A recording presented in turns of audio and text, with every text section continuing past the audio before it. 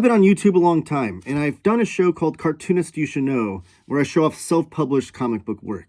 Self-published, DIY, the alternative, underground of the underground comic scene, where these cartoonists are doing everything on their own, whether making the comics, writing the comics, shipping the comics, taking in orders for the comics, everything on their own, truly DIY in the purest sense. And this might be one of my favorite I've received in a long time. I was blown away by this comic.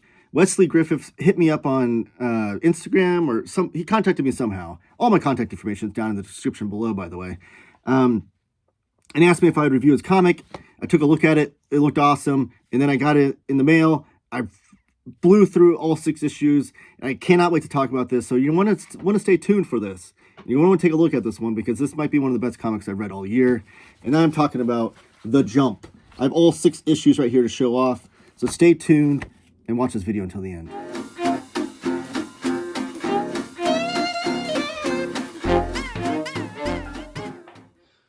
And I'm back. My name is Taylor. This is Taylor Talks Comics. Thank you for joining me. Please give the video a thumbs up. Comment down below with any thoughts you have during the duration of the video. And subscribe if you haven't already. And if you would like to have your comic book shown off on my channel, I would love to. Just hit me up in the DMs. All my contact information is down in the description below. But today we're talking about Wesley Griffith's The Jump. This, again, blew me away. I absolutely love this comic. The 6th issue just came out recently, so I'm hoping issue 7 comes out very, very soon, because it leaves that on a kind of a cliffhanger, and it's just brilliant, brilliant stuff. And these covers are amazing. And I also want to credit Wesley Griffith with putting out, I don't have the piece of paper he sent me. Oh, here it is, actually. He sent me out this little sheet here with his contact information and a description of the comic and a little letter. And what a bang-up job to send this out to reviewers. Wesley Griffith's a massive ups to you on that. If you're sending out your stuff to other people, maybe you want to do something like this. Because, look, the big publishers do the same thing. I have one of these inserts from Fantagraphics where they send a little description of the book and things. They send these all out. They send these in all of the books that they send me for review copies. So Wesley Griffith, I don't know if he has a history with that, or if it's just an idea he thought of, but really, really an awesome idea that I don't see enough cartoonists do with the review copies. But, yeah, so let's talk about The Jump. So, real quickly, I'm going to put these in order. All right. So 6 issues. The overall package of these is really, really brilliant as well. Try to get that glare off for a second there. They have a really good glossy cover stocks. The overall design quality, like I feel like Wesley Griffith has a really good eye for design, because the backs of them all have like these cool covers. Let me just show off the covers real fast, actually. Covered issue number 1, amazing. Like, totally makes you want to figure out what these two have to do, or what these two are about. You have an awesome foreshortening of the gun there, cool motorcycle, and in the back you have this cool looking car with this other character. And again, contact information of how you can follow Wesley Griffith, his email, his Instagram, and where you can buy these. WesleyGriffithShop.BigCartel.com. So everybody hit those up and buy these, because I need Wesley Griffith to keep making comics. It's one of the reasons why I like to do these Cartoonists You Should Know videos, is because selfishly, I want to be able to promote these cartoonists to be able to keep making more comics. So here's issue number 2. It's got a wraparound cover. Cool looking guns over here. Then issue number 3. Just a zoomed in look of this guy's face, looking mean and scowly. And then here is issue number 4. Again, just like the character designs too, which I'm going to get into, are really, really brilliant. This is a fun character that came out of nowhere in the story. And then here's issue number 6, sorry, the most recent issue. And then the back has like a playing card. So it's really cool, just like overall package and design of these, which all that matters when you're a cartoonist. You want every bit of the experience to be enjoyable for the reader. You open up, you have some cool end papers here. Copyright 2023. So this is 2023 is when he started this. Now these are some of the pages are black and white, some are full color, some are one monocolor, I guess, or tricolor. What would you call that, with 3 colors? And all the color work in here is brilliant. And I have to say, by issue 6, I was really blown away with the color work. I feel like Wesley Griffith just like leveled up. I don't know what he did differently between issues 5 and 6, but issue 6 seemed like a whole another color experience. And that's one of the things I loved about seeing a cartoonist work from beginning to end, because from issue number 1 to 6, you just see a leveling up of talent. And right away, like, these panels are just amazing. Like, I love the storytelling devices of zooming in on the tires, but then also showing the motorcycles in the air, just showing them in action, showing the reflection in the visor on that one. Just really, really amazing artwork in this. And he says in his letter he sent me that he chose to do a 6-panel grid on these because he wanted to be able to serialize it on Instagram. So if you want another sample of the story, go to Wesley Griffith's Instagram, which is at Wesley Griffith _. Again, it's on here to zoom in on that. Wesley Griffith _. And you can see some of the strips that he's serialized on there. So it is perfect for Instagram, these 6-panel square grid. And that's not the only piece that kind of remind me of Stray Bullets a little bit. I'm a huge David Lapham Stray Bullets fan who used the 6-panel grid throughout his storytelling. But also the story itself reminded me of Stray Bullets, which I'll get into. I do love all the lettering here by Wesley Griffith too. And he's the only cartoonist on this. He's doing all the pencils, inks, writing, the lettering, coloring, everything on his own. Good silhouette on this one too. Just like the overall cartooning, it's just amazing throughout this. When I was reading this, I was just like, how is a big publisher not seeing this and picked this up and pouring money into Wesley Griffith's pockets to make more comics? That's how much I enjoyed this comic. It just blew me away. Like, the zooming in, like the car engines. Car engines are something that, I don't know if Wesley Griffith has an experience with car engines or he likes looking at them, pictures of them, but all the car engines just look really cool. Kind of reminds me of like his own version of like Kirby Tech with Jack Kirby. A good car crash scene here.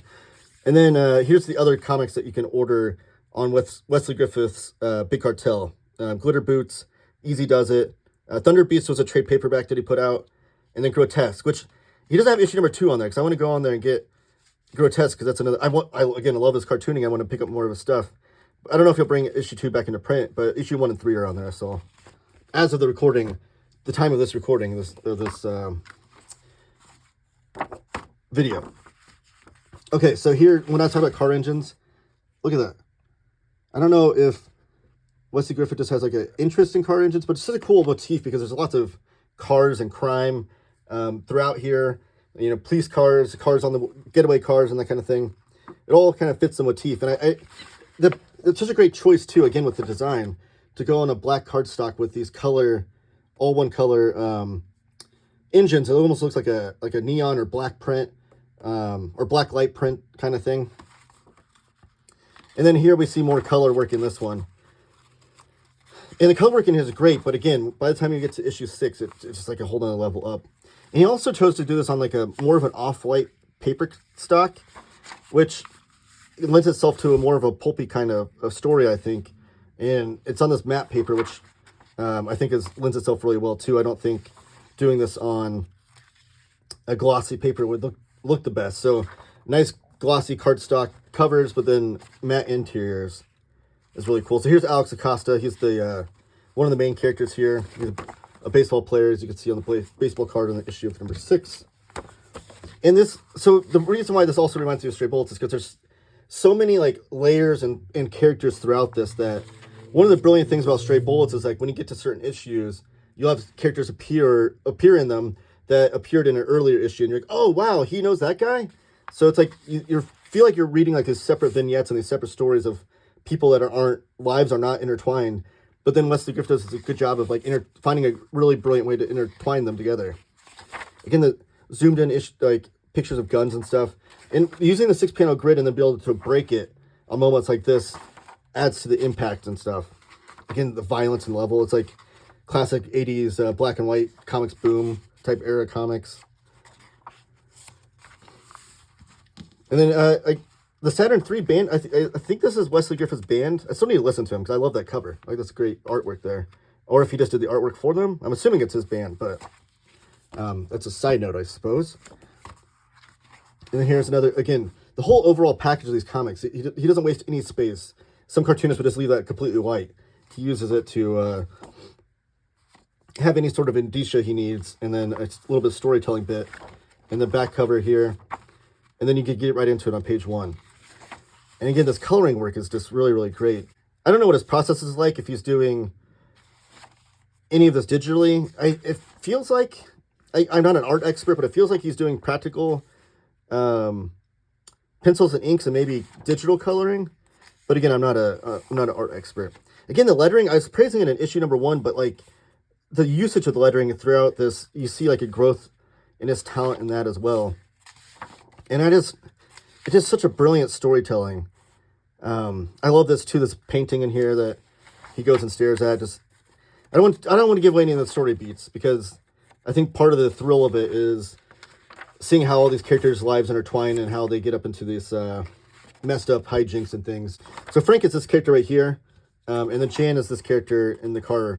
So the story begins with Frank just needs his car jumped, and because he's trying to get on this, he has this way to make a lot of money basically on this very shady deal, but his car is broken down, so he needs it jumped by his neighbor Jan. Jan knows what he's up to, so then she says, yeah, I'll help you out and jump your car if you give me half the cut. And that sets off this kind of like this ongoing, like ballistic, ultra-violent, like crime-riddled story that just has all these layers to it, all these characters. I love issue number 4 too, because it starts off on this kaiju story, and at first you're like, what the heck? What direction is this going in? And it's just this character is playing a big rubber monster in this undersized city, but to make it look like a large kaiju movie. And I always love when cartoonists do that, because it's like their kind of way of like, I kind of want to do a kaiju story, but that doesn't really fit in this story. So how can I mix that in there? And he just found a funny, clever way to mix that in there. But yeah, just so many, like, the character designs too, which is the sign of a great cartoonist, in my opinion. I say this all the time, is like, you have to be really good at character design. You have to be able to have distinguishing characters, all have like very distinguishing characteristics, whether it be their outfits, their way their hair looks, their face looks, so you can set them all apart, especially in a story this layered, where you're constantly seeing characters pop in to different scenes and different parts of the story. And you're like, oh, that guy from the earlier story. So this one seems like it's printed a little bit differently. I don't know if you use a different print shop for issue number 5, but the paper stock and the cover stock is a little different on that one.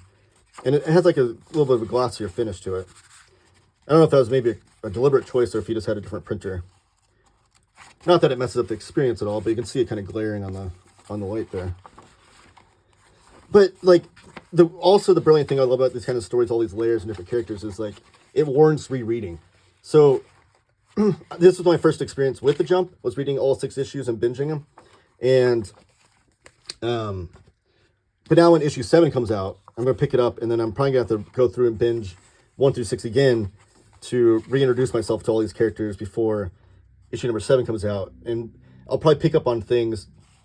When I say warrant rereading, I think every time I reread it, I'll start to find other cameos of characters like appearing in certain scenes. Like, oh, so that's why that guy did this kind of thing. This is the color work I'm talking about in issue number 6. I don't know if Wesley Griffith did something differently, but I absolutely love the coloring in here with the flat usage of colors. I'm a bigger fan of flat colors than I am of like people that are like over rendering colors to add shading and things to art. But this is just such an amazing comic. I cannot recommend this enough. I'm going to be pounding the table for this comic every chance I get. Anytime I'm on someone else's YouTube video, people are asking what kind of comics to read, I'm going to be pounding the table for this. Publishers out there should be looking at this comic as a way to add to your publishing line or catalog, because it is that good. And Wesley Griffith's already got 6 issues, so the proof is in the pudding. You already have a lot of it done. And this time Wesley Griffith wanted to do 60 more issues of this, because I need more pages of the Jump. But he also has black and white versions of this on his website too for purchase, which is really interesting to me. I kind of want to see what those are like. And I also think like maybe he could even do like a tankobon black and white like manga edition of these whenever he collects into a trade paperback, which would be really cool. I don't know. I absolutely love this comic though. Let me know in the comments below what you think of this. If you have an experience with the Jump, if you already knew who Wesley Griffith was before this, let me know all that in the comments. Or if there's any other self-published cartoonists you think I should have my eye on, drop that in the comments as well. Give the video a thumbs up, subscribe if you haven't already. Thank you guys. Keep talking comics.